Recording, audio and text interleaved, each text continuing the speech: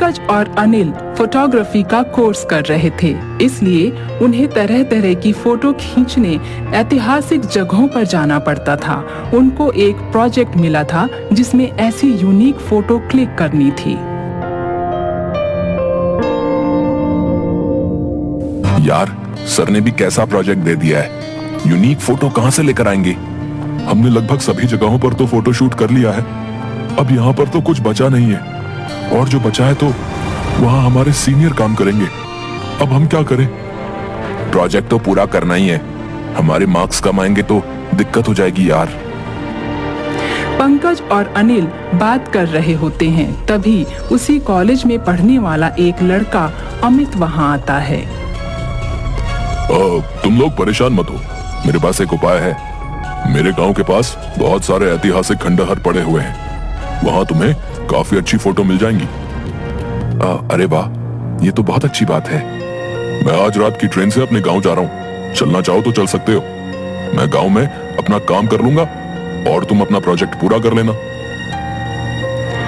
अनिल और पंकज दोनों अमित के गांव जाने के लिए तैयार हो जाते हैं, परंतु उनके माता पिता उनको जाने की इजाजत नहीं देते हैं और उनसे कहते हैं, नहीं बेटा, माना कि तेरी पढ़ाई ऐसी है कि तुझे ऐतिहासिक जगहों पर जाना होता है, पर जिस जगह का कुछ अता पता नहीं है वहां पर तुझे भला मैं कैसे भेज दूं, बता। हाँ माँ, अनिल और अमित भी तो साथ में है, तुम क्यों परेशान हो रही हो? मुझे मेरा प्रोजेक्ट पूरा करना है, मुझे वहां जाना ही होगा ना। और एक ही हफ्ते की तो बात है, तुम्हें पता भी नहीं चलेगा और मैं वापस भी आ जाऊंगा। पंकज अपनी माँ की बात नहीं मानता और अमित और अनिल के साथ चला जाता है।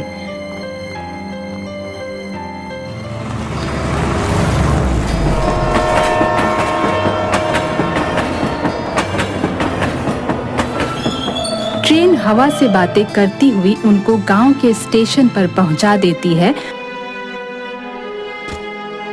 वहां बिल्कुल सन्नाटा होता है। अमित, यार यहाँ पर इतना सन्नाटा क्यों है यार? इस स्टेशन पर तो एक भी बंदा नहीं दिख रहा है।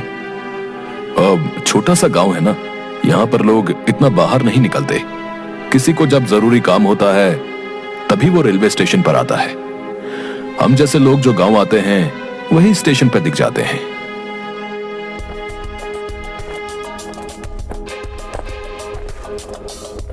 वो तीनों एक बैलगाड़ी में बैठ जाते हैं और गांव की तरफ चल पड़ते हैं।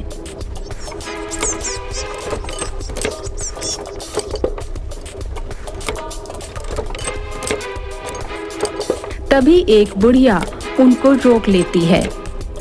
आ गए तुम दोनों, मैं तुम्हारा ही इंतजार कर रही थी। बहुत समय लगा दिया तुमने आने में।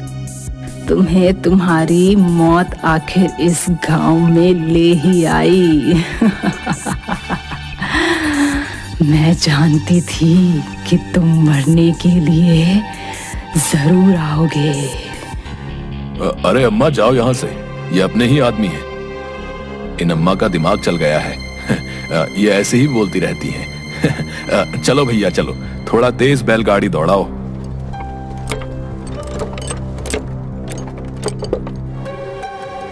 पंकज बैलगाड़ी में बैठा हुआ पीछे मुड़कर देखता है तो वो बुढ़िया उसको देखकर मुस्कुरा रही होती है।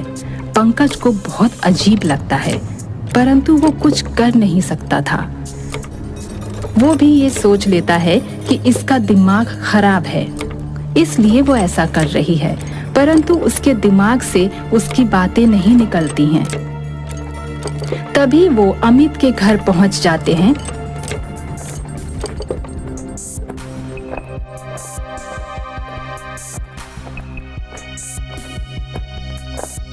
अमित की माँ दरवाजा खोलती है और दरवाजा खोलते ही चौंक जाती है। ये दोनों यहाँ पर? माई, ये हमारे दोस्त हैं। ये कुछ दिन के लिए गांव घूमने आए हैं। ठीक है, अंदर आ जाओ। अमित की माँ उनकी खूब खातिरदारी करती है परंतु वो पूरे वक्त उन दोनों को एक टकाटक देखती रहती है। ये सब अनिल को बड़ा अजीब सा लगता है।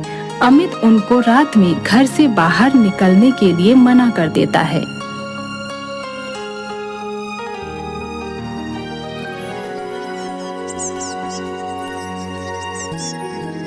अगली सुबह अनिल और पंकज दोनों अपना अपना कैमरा उठाकर गांव में घूमने के लिए चल पड़ते हैं। अमित अपने गांव में किसी काम से बाहर चला जाता है।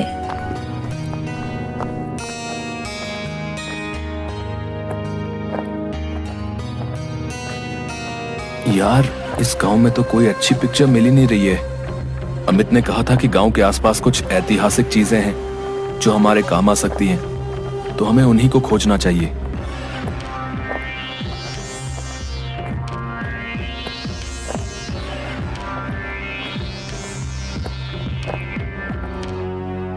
मुझे लगता है ये वाला कच्चा रास्ता गांव के बाहर जाता होगा। पंकज और अनिल उस कच्चे रास्ते पर चल पड़ते हैं। चलते चलते उन्हें एक पाठशाला नजर आती है जो खंडहर हो चुकी थी। ये खंडहर तो बहुत पुराना लग रहा है, पर इसके ऊपर स्कूल का नाम लिखा हुआ है। लगता है ये पाठशाला सदियों पुरानी है। इसके अंदर जाकर देखना चाहिए कि इस पाठशाला के अंदर क्या राज है। पंकज और अनिल जैसे ही उस खंडहर पाठशाला की तरफ बढ़ते हैं, तभी वहां एक आदमी आता है और उन्हें रोकते हुए कहता है, अरे अरे, तुम दोनों यहाँ पर क्या कर रहे हो? तुम इस गांव के तो नहीं लगते। हम यहाँ पर कुछ तस्वीरें खींचने आए हैं जो हमें हमारे प्रोजेक्ट के लिए चाहिए। हम शहर से अमित के साथ आए हैं। इस पाठशाला में भूल से भी मत जाना। हाँ, इस रहस्यमयी पाठशाला में आज तक जो भी गया है ना, वो वापस नहीं आया। हाँ, क्या है इस रहस्यमयी पाठशाला में? अब देखो भाई, ये तो मुझे भी नहीं पता कि इस पाठशाला में क्या है, ठीक है ना, पर इस पाठशाला में कोई नहीं जाता है। इसके पास बस एक चौकीदार रहता है जो लोगों को यहाँ पर आने के लिए मना करता है, और वो भी दिन ढलते ही यहाँ से चला जाता है। दिन ढलने के बाद तो यहाँ पर परिंदा भी पर नहीं मारता, समझे? ठीक है, तो हम दिन ढलने से पहले पहले ही यहाँ से चले जाएंगे। पंकज और अनिल उस व्यक्ति की बात नहीं मानते और सिक्योरिटी गार्ड के पास पहुंच जाते हैं। सिक्योरिटी गार्ड उनको देखकर वहीं पर उन्हें रोक लेता है, पर जब वो दोनों अपने काम की बात बताते हैं तो वो उन्हें जाने देता है और दिन ढलने से पहले उस रहस्यमयी पाठशाला से बाहर निकलने की बात भी बता देता है। अरे, इस खंडहर पाठशाला में तो मुझे बड़ा डर लग रहा है यार।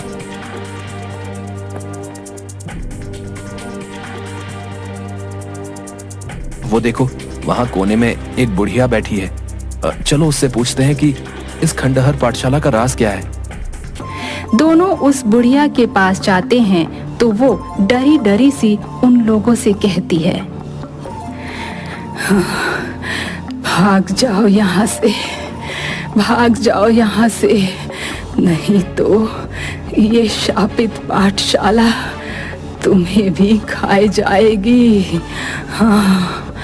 उस बुढ़िया की ऐसी हालत देखकर वो उसे पानी पिलाते हैं और उसे प्यार से काबू में लेते हैं। तब बुढ़िया बताती है, ये पाठशाला शापित है। बरसों पहले इस पाठशाला में एक बच्चा गुम हो गया था, जिसका पिता एक जादूगर था। उसने इस पाठशाला को खंडहर में बदल दिया और इसमें रहने वाले सभी लोगों को भी गायब कर दिया।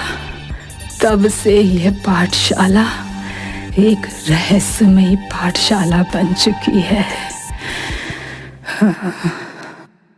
तो इस पाठशाला को ठीक करने का कोई उपाय तो होगा? ये पाठशाला एक चाबी से ठीक हो सकती है। इस पाठशाला के एक कमरे में एक बच्चा कैद है और उस कमरे की चाबी इसी पाठशाला में कहीं छुपी हुई है।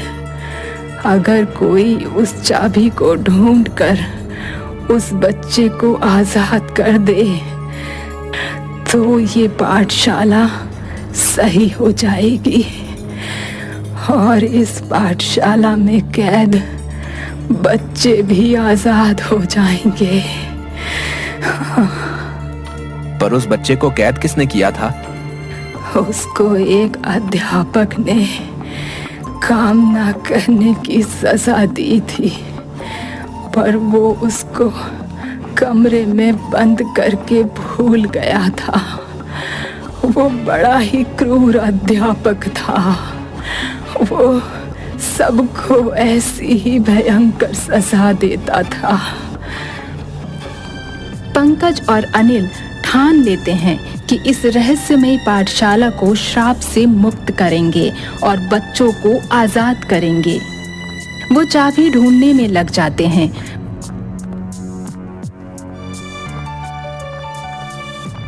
उस पाठशाला में एक लाइब्रेरी होती है। जब अनिल उस लाइब्रेरी में चाबी ढूंढ रहा होता है तो एक किताब गिरती है।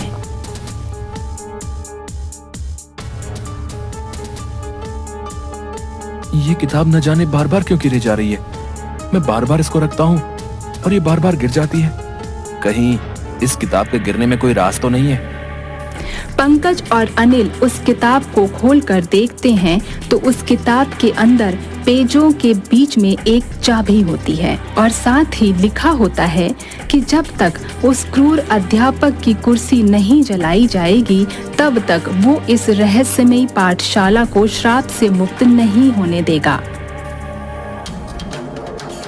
वो चाबी जैसे ही उस किताब से निकलती है तो सारी किताबें अपने आप ही उड़ने लगती हैं और किताबों की रैक जोर जोर से हिलने लगती है। वो चाबी लेकर भागते हैं।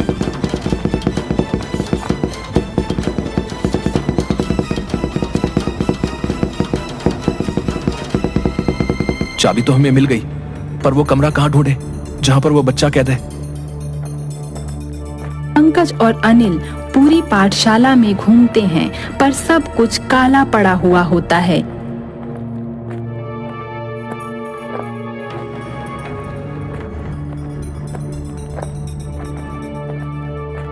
तभी एक कमरा दिखता है जो सबसे अलग दिख रहा होता है। वो कमरा खंडहर नहीं था बल्कि नया नजर आ रहा था। उसके दरवाजे पर ताला लगा हुआ था। पंकज, हो ना हो मुझे ये चाबी इसी कमरे की लग रही है। दोनों भागकर उस ताले को खोलते हैं।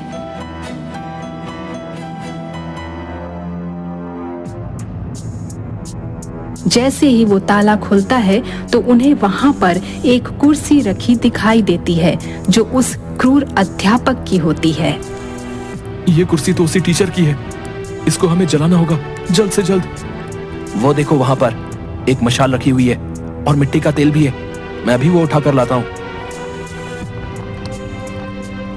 पंकज जैसे ही मिट्टी का तेल और मशाल लेने जाता है तो वो अध्यापक आ जाता है और उसकी गर्दन पकड़कर उसे उठा देता है।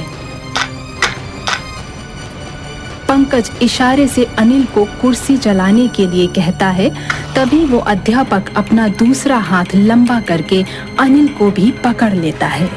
अनिल, ये हमें जिंदा नहीं छोड़ेगा। हमें कैसे न कैसे करके इसकी कुर्सी को जल्द से जल्द जलाना होगा। पंकज अपने मशाल से कुर्सी पर निशाना लगाता है और मशाल को कुर्सी पर फेंक देता है। इससे वो कुर्सी जलने लगती है। जैसे जैसे कुर्सी जलती है वैसे वैसे उस टीचर का भूत भी जलने लगता है। फिर सब कुछ पहले जैसा हो जाता है और पाठशाला में मौजूद बच्चे और अध्यापक नजर आने लगते हैं और फिर एक तेज रोशनी के रूप में सभी गायब हो जाते हैं। अब वो पाठशाला खंडहर नहीं बल्कि एकदम अच्छी खासी नई पाठशाला बन गई थी। हमने कर दिखाया अनिल। हमने एक रहस्यमयी पाठशाला का रहस्य ढूंढकर उसको श्राप से मुक्त कर दिया। दिल को बड़ा सुकून मिल रहा है यार। अब फिर जब वो दोनों उस रहस्यमयी पाठशाला से बाहर आते हैं तो वो बुढ़िया भी उनके आगे हाथ जोड़कर एक रोशनी में परिवर्तित हो जाती है।